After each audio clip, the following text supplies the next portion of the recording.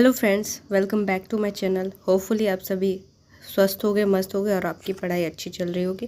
और आज हमारा टॉपिक है यूपी टेट और सी टेट के लिए एनसीएफ 2005, जो कि यूपी टेट और सी टेट में इक्वली उतना ही इम्पॉर्टेंट होता है। ठीक है, आगे बढ़ते हैं, आगे चलते हैं और अपना क्लास स्टार्ट करते हैं। एनसीएफ 2005 का अधिकार और उद्देश्य। इसकी जो समिति के अध्यक्ष जो थे प्रोफेसर यशपाल और संस्था जो थी एनसीईआरटी द्वारा तैयार किया गया था। मुख्य दर्शन या मेन फोकस किस पे था? लर्निंग विदाउट बर्डन, यानी बिना बोझ के शिक्षा के ऊपर। और यह सुझाव प्रोफेसर यशपाल की समिति 1993 यानी 1993 की रिपोर्ट पर आधारित है। इसका मुख्य उद्देश्य था बच्चों को रटने की प्रणाली यानी रोट लर्निंग से दूर ले जाना और उनकी बाहरी दुनिया से जोड़कर पढ़ाना। बाहरी दुनिया से जोड़कर यानी चीज़ों को व्यवहारिक तरीके से एग्जाम्पल के थ्रू सिखाना। सिर्फ किताब की भाषा नहीं, रटवाना नहीं, बच्चों को वो चीज़ें एग्जाम्पल के थ्रू अच्छे तरीके से समझाना। ठीक है, 2-3 पॉइंट इंपॉर्टेंट है। पहला, प्रोफेसर यशपाल जो थे इसके अध्यक्ष थे, एनसीईआरटी द्वारा दिया गया था। 1993 की रिपोर्ट पर यह आधारित था। इसका मेन दर्शन या मेन एम जो था वो लर्निंग विदाउट बर्डन, बिना बोझ के शिक्षा था और रोड लर्निंग को ख़त्म करके व्यवहारिक और प्रायोगिक लर्निंग था। ठीक है, आगे बढ़ते हैं, अगला पॉइंट देखते हैं। एनसीएफ 2005 के 5 प्रमुख मार्गदर्शी सिद्धांत, पांचों हमें अच्छे से याद होना चाहिए। ज्ञान को स्कूल के बाहरी जीवन से जोड़ना, यानी कि किताब और वास्तविक जीवन से जोड़ना। जो भी चीज़ें किताबों में लिखे उनको व्यवहारिक उदाहरणों के साथ जोड़ना। पढ़ाई को रटने वाली प्रणाली से मुक्त, यानी कि रोट लर्निंग को ख़त्म करके इसे समझने पर जोर देना चाहिए। ठीक है, तीसरा सिद्धांत है हमारा पाठ्यचर्या को केंद्रित करना। पाठ्यचर्या जो करिकुलम होता है वो हमारी ऐसा होना चाहिए जिससे बच्चों का चौतरफा विकास, यानी कि जैसे सर्वांगीण विकास या समग्र विकास भी कहते हैं, न कि केवल पाठ्य पुस्तक केंद्रित। कि मतलब हमारा करिकुलम ऐसा हो जिसमें बच्चे का समग्र विकास, जैसे शारीरिक, मानसिक, क्रियात्मक, भावात्मक, सामाजिक जितने प्रकार के विकास होते हैं सब हो सके। सिर्फ मानसिक विकास या पाठ्य पुस्तक केंद्रित हमारे पाठ्यचर्या करिकुलम नहीं होना चाहिए। परीक्षा को अधिक लचीला बनाना, यानी कि सिर्फ रिटन एग्जाम के बजाय गतिविधियों पर भी जोर देना। ठीक है, लोकतांत्रिक मूल्यों का विकास, कक्षा का निर्माण ऐसा करना जो देश की चिंताओं और तांत्रिक मूल्यों के प्रति संवेदनशील हो, यानी बच्चों को एक लोकतांत्रिक माहौल देना, कक्षा से ही शुरू कर देना है। बच्चों के अंदर देश की चिंता और लोकतांत्रिक मूल्य के प्रति बच्चों को सेंसिटिव, संवेदनशील बनाना। और ये तभी संभव है जब हम बच्चों को हर चीज़ें अच्छे से एक्सप्लेन कर पाएंगे और देश की बारे में बच्चों को अच्छे से समझाएंगे। तो 5 सिद्धांत हमारे ये हो गए। अगला पॉइंट चलते हैं, शिक्षण के महत्वपूर्ण बिंदु। बाल केंद्रित शिक्षा, चाइल्ड सेंटर्ड एजुकेशन, मतलब शिक्षक के अनुसार शिक्षा नहीं दी जाएगी, बालकों की आवश्यकता के अनुसार शिक्षा देना चाहिए। एनसीएफ 2005 मानता है कि बच्चा निर्माता है, शिक्षा शिक्षक केंद्रित नहीं बल्कि बाल केंद्रित होनी चाहिए। कि बच्चे जैसे सीख पा रहे हैं तो वैसे सिखाए, गतिविधियों के थ्रू सीख रहे हैं तो गतिविधियों के थ्रू सिखाए, ये नहीं कि सिर्फ क्लास में बैठ के पढ़ाए। ठीक है, सक्रिय सहभागिता, मतलब बच्चा तभी सबसे ज़्यादा सीखेगा जब वो सक्रिय हो पाएगा, निष्क्रिय रूप से ग्रहण नहीं करता। बच्चा सिर्फ सुन रहा है, आप उसको सिर्फ दिखा रहे हैं, बोल रहे हैं, वो बस सुन रहा है तो वो नहीं सीख सकता। अगर आप बच्चों को अपनी क्रिया में सहभागी करेंगे, सहभागिता उनकी लेंगे तो बच्चे अधिक सीखेंगे ना, बल्कि स्वयं अनुभव के माध्यम से ज्ञान की रचना करता है। बच्चा सुन के या देख के ही सब कुछ नहीं सीख पाता, कई बार करके भी उससे अच्छा सीख जाता है। ठीक है, तो पहला बाल केंद्रित शिक्षा, दूसरा है सक्रिय सहभागिता, तीसरा है शिक्षक की भूमिका। शिक्षक एक सुविधा प्रदाता होता है, फैसिलिटेटर के रूप में कार्य करता है। शिक्षक का कार्य निर्देशक नहीं होता, शिक्षक का कार्य होता है सुविधा प्रदाता होता है, बच्चों को हर चीज़ की सुविधा देता है ताकि बच्चे खुद से करके भी सीखे। ठीक है, भाषा, एनसीएफ 2005 में त्रिभाषा सूत्र को जो है समर्थन किया गया है। प्राथमिक स्तर पर शिक्षा का माध्यम मातृभाषा होना चाहिए। प्राथमिक स्तर पर शिक्षा की भाषा मातृभाषा का समर्थन एनसीएफ 2005, आरटीई एक्ट 2009 और न्यू एजुकेशन पॉलिसी 2020 ये सब करते हैं कि प्राथमिक शिक्षा तो बच्चों की मातृभाषा में ही होनी चाहिए। अनुशासन, रटंत या कठोर अनुशासन के बजाय आत्म अनुशासन पर जोर। बच्चों को रटवा कर या उन्हें दंड देकर उनको उनमें अनुशासन नहीं बनाना है।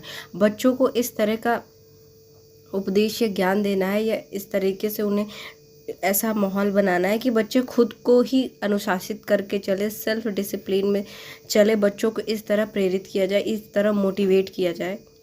ठीक है, आगे बढ़ते हैं अगले पॉइंट की तरफ। गणित और विज्ञान के शिक्षण पर जोर। गणित शिक्षण का लक्ष्य केवल गणना नहीं बल्कि गणितीकरण यानी मैथमेटाइजेशन करना है। बच्चे को गणितीय ढंग से सोचने, तर्क करने के योग्य बनाना।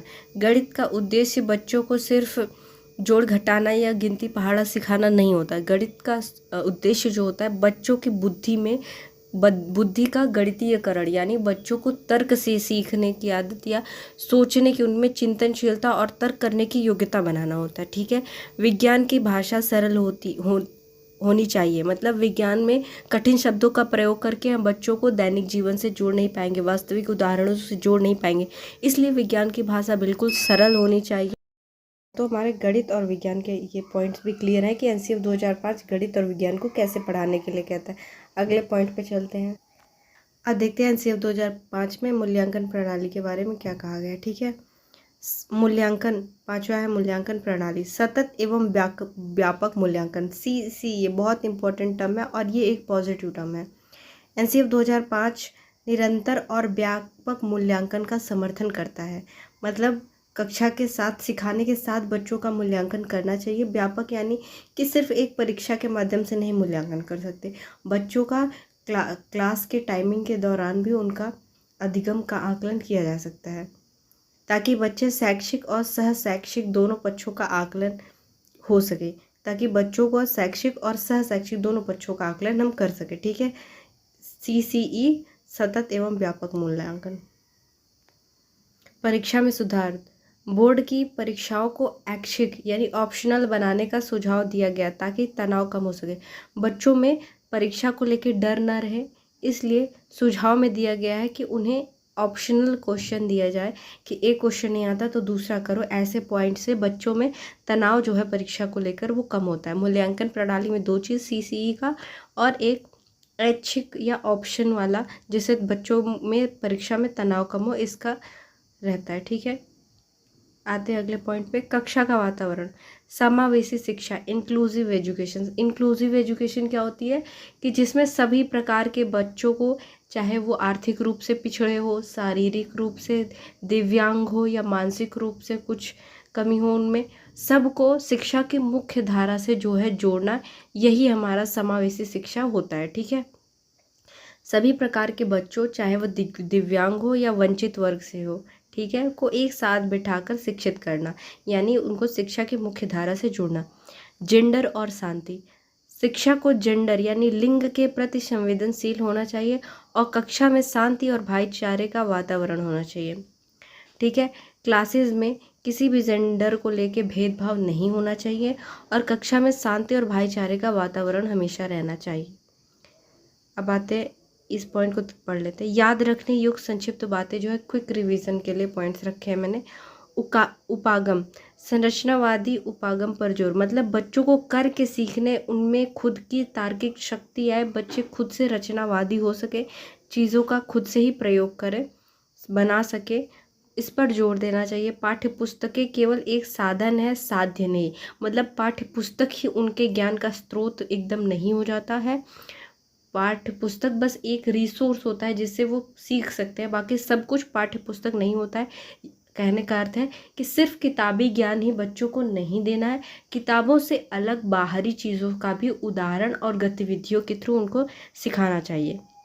ये कहता है हमारा एनसीएफ 2005।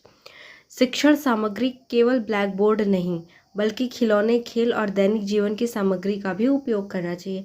सिर्फ ब्लैक बोर्ड पर लिखते रहने से बच्चों में ऐसा नहीं है कि सारी एकदम प्रभावी ढंग से सीख ही जाते हैं, बल्कि अगर उसके बजाय हम खिलौने, खेल या दैनिक जीवन, इसमें हम TLM का भी यूज़ कर सकते हैं, दैनिक जीवन की सामग्रियों का यूज़ कर सकते हैं, कुछ भी, जिससे बच्चे और प्रभावी ढंग से सीख सके। ठीक है, शिक्षण सामग्री का उपयोग कर सकते हैं जिसमें ब्लैक बोर्ड के अलावा बहुत सारी चीज़ें ले सकते हैं। पाठ्य पुस्तक सिर्फ एक रिसोर्स है, पूरा एक बच्चों का ज्ञान ही नहीं है वो। और बच्चों को संरचनावादी उपागम पर जोर देना है कि वो खुद ही चीज़ों को कंस्ट्रक्ट कर सके। ठीक है, अब एक बार क्विक रिवीजन करते हैं इसका। और अगर कहा जाए कि 4 पॉइंट या 5 पॉइंट में इसको अच्छे से एक्सप्लेन करो तो राष्ट्रीय पाठ्यचर्या रूपरेखा 2005 के लिए मुख्य बिंदु सबसे ज़्यादा इंपॉर्टेंट है। एनसीएफ 2005 में जो भी मुख्य सिद्धांत है, ज्ञान को स्कूल के बाहरी जीवन से जोड़ना, ये सबसे ज़्यादा है। और पढ़ाई को रटंत्र प्रणाली से मुक्त करना, ये कोई रटंत्र प्रणाली नहीं है, ये रोट लर्निंग नहीं। बच्चे खुद करके सीखेंगे और गतिविधियों के माध्यम से सीखेंगे तो और प्रभावी ढंग से सीख सकेंगे। ज्ञान को स्कूल के बाहरी जीवन से भी जोड़ना है। दूसरा पॉइंट है शिक्षा का लक्ष्य। शिक्षा का लक्ष्य है बच्चों का सर्वांगीण विकास करना, मतलब उनको फिजिकली एक्टिव करना है, क्रिएटिव बनाना है, और जो भी चीज़ें मानसिक और इमोशनल सारे प्रकार के उनमें जो है विकास अच्छे से हो सके, उनका समग्र या सर्वांगीण विकास हो सके। शिक्षक की भूमिका जो होती है वो सहयोग और मार्गदर्शक की होती है, ना कि एक निर्देशक की। सिर्फ बोल दो ये नहीं कि बच्चों 10 पेज लिख के डालो, ये कर डालो, वो सब नहीं करना है। बच्चों की हेल्प करनी है, उनको नई चीज़ें सिखाने में उनको हेल्प करनी है। और वो कुछ गलत कर रहे हैं तो उनमें उनका मार्गदर्शन कर रहा है, सही कह रहे हैं तो उन्हें मतलब पॉजिटिव फीडबैक दे रहा है, गलत कर रहे हैं तो उन्हें उनकी कमियों को बताना है, उनका मार्गदर्शन करना है, ये सब चीज़ें रहती है। 4th पॉइंट है मूल्यांकन। मूल्यांकन सतत होना चाहिए और व्यापक मूल्यांकन होना चाहिए, जिसमें सभी प्रकार की चीज़ें आती है, प्रोजेक्ट के थ्रू और सबके माध्यम से बच्चों को सिखा सकते हैं। अब आते हैं एनसीएफ 2005 के महत्वपूर्ण प्रश्नोत्तरी, जो कि पूछे भी PYQ मैक्सिमम है, बाकी कुछ ही क्वेश्चन अलग से। एनसीएफ 2005 का मुख्य उद्देश्य क्या है? पाठ्यक्रम को पूरा करना, बिना बोझ के शिक्षा देना, परीक्षा में अंक लाना या अनुशासन बनाए रखना। तो बिना बोझ के शिक्षा देना ये बहुत ही पॉजिटिव टर्म है एनसीएफ 2005 के लिए, जहाँ भी दिखे वो सही होगा। ठीक है, आगे बढ़ते हैं। एनसीएफ 2005 के अध्यक्ष कौन थे? डॉक्टर राधाकृष्णन, प्रोफेसर यशपाल कोठारी जी, हंसा मेहता जी? नहीं, प्रोफेसर यशपाल, बी ऑप्शन हमारा बिल्कुल करेक्ट होता है। आगे बढ़ते हैं। एनसीएफ 2005 के अनुसार एक शिक्षक की भूमिका कैसी होना चाहिए? तानाशाह की नहीं, अनुशासक की नहीं, उपदेशक की नहीं, फैसिलिटेटर, सुविधा प्रदाता के रूप में होनी चाहिए। ऑप्शन सी बिल्कुल हमारा करेक्ट ऑप्शन है। आगे बढ़ते हैं। एनसीएफ 2005 किस उपागम अप्रोच पर बल देता है? व्यवहारवादी, रटंतवादी, शिक्षकवादी नहीं, रचनावादी, कंस्ट्रक्टिविस्ट में ये उपागम पे ये जोर देता है। ऑप्शन ए हमारा बिल्कुल सही है। ठीक है, 5वां क्वेश्चन है एनसीएफ 2005 के अनुसार प्राथमिक स्तर पर भाषा का माध्यम क्या होना चाहिए? अंग्रेजी, हिंदी, विदेशी? किसी भी भाषा को मेंशन ही नहीं किया उसने, बस मातृभाषा बोला है कि बच्चे जो घर में बोलते हैं जिस भाषा में, और जो उनकी क्षेत्रीय भाषा है वो मातृभाषा होती है। यही उत्तर सही है। एनसीएफ 2005 में गणित शिक्षण का मुख्य लक्ष्य क्या है? गणितीय गणना करना, बच्चे में चिंतन तथा गणितीकरण करना, केवल सूत्र याद करना, केवल अंक। केवल जहाँ देखिए पहले उसे काट ही दो। गणितीय गणना नहीं, सिर्फ नहीं है, बच्चों के चिंतन का गणितीकरण करना, यानी बच्चों को तर्क करना सिखाना, उनमें चिंतनशीलता जगाना, ये गणित का उद्देश्य होता है। बी ऑप्शन बिल्कुल करेक्ट होता है। आगे बढ़ते हैं।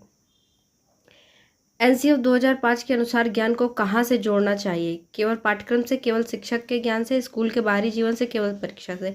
सी ऑप्शन बिल्कुल सही है। मैंने गलती ये की है कि ऑप्शन के आंसर्स को डार्क कर दिया है। ठीक है, कोई बात नहीं, आगे बढ़ते हैं।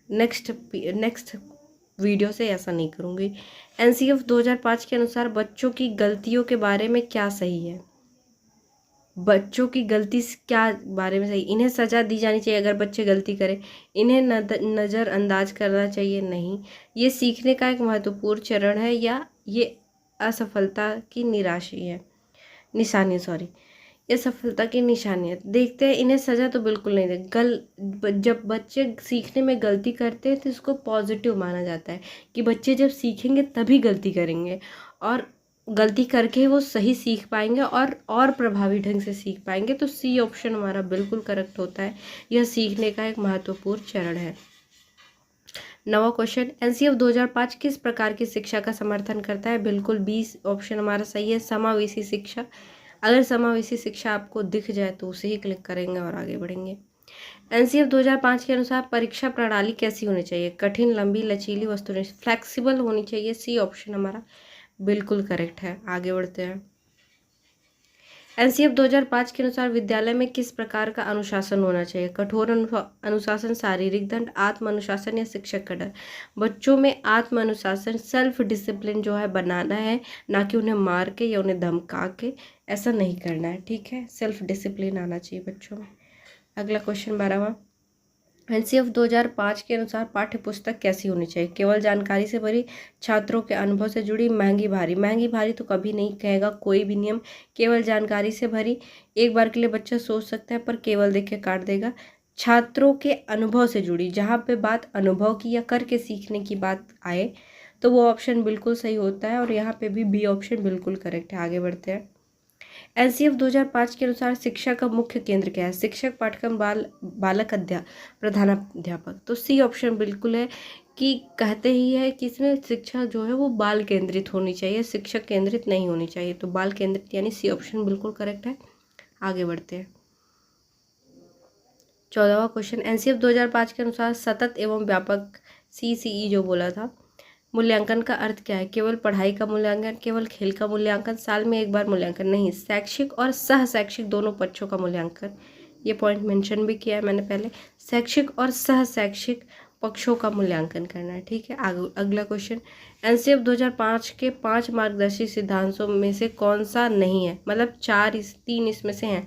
बाहरी जीवन से जुड़ाव बिल्कुल है, कि कक्षा में जो भी सीखे उसको बाहरी जीवन से जोड़कर सिखाना है। रटने प्रणाली से मुक्ति बिल्कुल सही है। अगर ये कहता है इसका समर्थन करना है तो ये गलत होता है, लेकिन ये कह रहा है मुक्ति फ्री करो, रोट लर्निंग से फ्री, तो सही है। लोकतांत्रिक मूल्यों का विकास भी सही है। केवल परीक्षा पर जोर तो बिल्कुल नहीं कहा है, कि केवल परीक्षा पर जोर नहीं करना है, और परीक्षाओं को भी फ्लैक्सिबल बना के चलना है। अगले क्वेश्चन पे चलते हैं। एनसीएफ 2005 के अनुसार विज्ञान शिक्षा का उद्देश्य क्या होना चाहिए? वैज्ञानिक तथ्य रटवाना, बच्चे को पर्यावरण के प्रति संवेदनशील बनाना, केवल प्रयोगशाला में प्रयोग करना। जो केवल दिख जाए ना तो उसको पहले ही काट दो। वैज्ञानिक तथ्य रटवाना, रटवाना भी गलत है, रोट लर्निंग तो करवानी नहीं। तो बी ऑप्शन, बच्चे को पर्यावरण के प्रति संवेदनशील बनानी, ये तो बिल्कुल करेक्ट है। आगे बढ़ते, ऑप्शन बी हमारा सही है। एनसीएफ 2005 के अनुसार कक्षा का वातावरण कैसा होना चाहिए? शांत यानी खामोशी वाला? नहीं, एकदम शांति रहेगा तो मतलब बच्चे कुछ सीख ही नहीं रहे। शिक्षक प्रधान? नहीं, हमें छात्र प्रधान बनाना रहता है। पूरी तरह से अनुशासन में? नहीं, जब बच्चे पूरा अनुशासित रहेंगे इसका मतलब वहाँ पे डर का माहौल होगा, डर में बच्चे सीखते नहीं। बी ऑप्शन हमारा बिल्कुल सही है, प्रजातांत्रिक और सक्रिय, ठीक है। बी ऑप्शन हमारा बिल्कुल करेक्ट है। आगे बढ़ते हैं। एनसीएफ 2005 के अनुसार सामाजिक विज्ञान में किस दृष्टि पर जोर दिया गया है?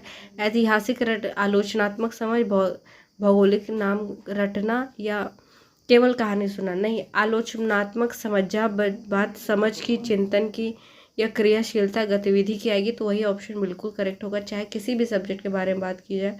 ऑप्शन बी हमारा बिल्कुल सही है। आगे बढ़ते हैं। एनसीएफ 2005 के अनुसार बच्चों को कैसी शिक्षा देनी चाहिए? केवल तकनीकी, केवल लागत काट दो, केवल है काट दो, सर्वांगीण विकास वाले? बी ऑप्शन हमारा 100% करेक्ट है। आगे बढ़ते हैं। एनसीएफ 2005 के अनुसार त्रिभाषा सूत्र 3 लैंग्वेज फार्मूला में कौन सी भाषा शामिल है? केवल अंग्रेजी? गलत। केवल हिंदी? गलत। कोई भाषा नहीं? अरे 3 भाषा है भाई, मातृभाषा, हिंदी और अंग्रेजी, या कोई अन्य भाषा। मतलब मातृभाषा सीखेंगे, और जो राजकीय भाषा है जिसपे के अंतर्गत देश के सारे कार्य काज होते हैं वो भाषा सीखना है, और तीसरे में हम अंग्रेजी या कोई अन्य भाषा सीख सकते हैं। आगे बढ़ते हैं।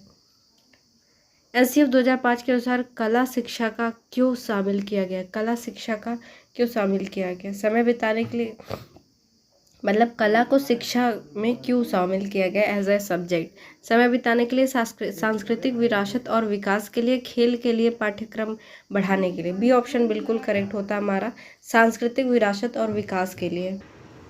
22वां प्रश्न है, एनसीएफ 2005 के अनुसार स्कूल में काम और शिक्षा को कैसा होना चाहिए? अलग अलग, एकीकृत, स्वैच्छिक, या केवल घर के लिए? नहीं, एकीकृत होना चाहिए। बी ऑप्शन हमारा करेक्ट होता है। आगे बढ़ते हैं अगले प्रश्न की तरफ। एनसीएफ 2005 किसके विकास पर जोर देता है? केवल शारीरिक, समग्र, या सर्वांगीण? तो बी ऑप्शन हमारा बिल्कुल करेक्ट है, क्योंकि एनसीएफ 2005 या एनईपी 2020 की बात हो, सब सर्वांगीण विकास की बात करते हैं, ठीक है। आगे बढ़ते हैं अगले प्रश्न पर। एनसीएफ 2005 के अनुसार रटंत प्रणाली यानी रोट लर्निंग का विकल्प क्या है? अभ्यास कार्य, समझ आधारित शिक्षा, बार बार दोहराना या होमवर्क।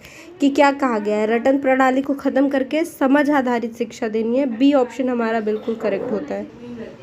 अगले प्रश्न पर बढ़ते हैं। 25वां, एनसीएफ 2005 के अनुसार शिक्षक को क्या करना चाहिए? उत्तर हटवाना चाहिए, बिल्कुल गलत। बच्चों को स्वतंत्र सोचने का अवसर देना चाहिए। बच्चों को खुद से करने के गतिविधियों के थ्रू करके सीखने का अवसर देना चाहिए। बी ऑप्शन हमारा बिल्कुल करेक्ट होता है। अगले प्रश्न पर आते हैं। एनसीएफ 2005 के अनुसार किताबी ज्ञान, क्या किताबी ज्ञान सब कुछ होता है? नहीं। बच्चों के लिए अनावश्यक है? ये भी नहीं। बच्चों के लिए ज्ञान का स्रोत तो होता है। रटना ही सबसे अच्छा है? नहीं, बिल्कुल गलत। काफ़ी नहीं है, उसे व्यवहारिक होना चाहिए। मतलब किताब जो है ज्ञान तो देता है पर उतना ही बच्चों के लिए काफ़ी नहीं है, क्योंकि बच्चों का जो विकास है उसे हमें अच्छे से करना है और उनमें अधिगम को स्थायी और प्रभावी बनाना है, तो उन्हें व्यवहारिक होना पड़ेगा। ठीक है, बी ऑप्शन हमारा बिल्कुल करेक्ट जाता है। 27वां प्रश्न देखते हैं। एनसीएफ 2005 किस बात की वकालत करता है? सुनकर सीखने की नहीं, देखकर सीखने की नहीं, नकल करके सीखने की नहीं, करके सीखने से यानी लर्निंग बाय डूइंग का के आधार पर ये काम करता है कि बच्चों को करके सिखाना है। और लर्निंग बाय डूइंग जो है वो जॉन डीवी ने दिया था। आगे बढ़ते हैं। 28वां प्रश्न, एनसीएफ 2005 के अनुसार बच्चों की जिज्ञासा कैसे शांत करें? उत्तर बताकर, प्रश्न पूछने का मौका देकर। बिल्कुल सही है। डांट कर तो नहीं, चुप कराकर तो नहीं। बच्चों को सक्रिय करना है, उन्हें जो है एक्टिव रखना है क्लास में, तो उन्हें प्रश्न पूछने का मौका देकर अगर वो प्रश्न पूछते हैं तो उसकी सराहना करें ताकि उनका मनोबल और बढ़े प्रश्न पूछने के लिए। 28वां प्रश्न हमारा हो गया। अब चलते हैं 29वें की तरफ। एनसीएफ 2005 के अनुसार शिक्षण सामग्री का उद्देश्य क्या है? शिक्षण सामग्री का क्या उद्देश्य होना चाहिए? सजावट का, समय का सदुपयोग का, भारी बैग का हिस्सा। नहीं, डी गलत, ए गलत, सी आपको सही लग सकता है लेकिन ये भी गलत है। बच्चों को जो है शिक्षण सामग्री का प्रयोग जो है सीखने को सरल और रोचक बनाने के लिए, प्रभावी बनाने के लिए भी किया जाता है। बी ऑप्शन हमारा करेक्ट जाता है। तो आज का लास्ट क्वेश्चन जो है ये हमारा, एनसीएफ 2005 के अनुसार स्कूल की जिम्मेदारी क्या है? केवल नौकरी के लिए तैयार करना, लोकतांत्रिक नागरिक का निर्माण करना, केवल साक्षर बनाना, केवल अनुशासन। जहाँ केवल आ गया उसको पहले केवल ही काट दो पहले। बी ऑप्शन ही बच रहा है, तो हमारा बी ऑप्शन सही होगा। लॉजिकली देखें तो लोकतांत्रिक नागरिक का निर्माण करना भी स्कूल की जिम्मेदारी है। तो 30 का बी ऑप्शन हमारा बिल्कुल करेक्ट होता है। और अगर आपको ये क्लास पसंद आई हो तो do like, comment and share. और आप बता भी सकते हो, सजेस्ट भी कर सकते हो कि मैं अगला टॉपिक कौन सा पढूं या एक्सप्लेन करूं। So thank you so much for watching. Bye bye.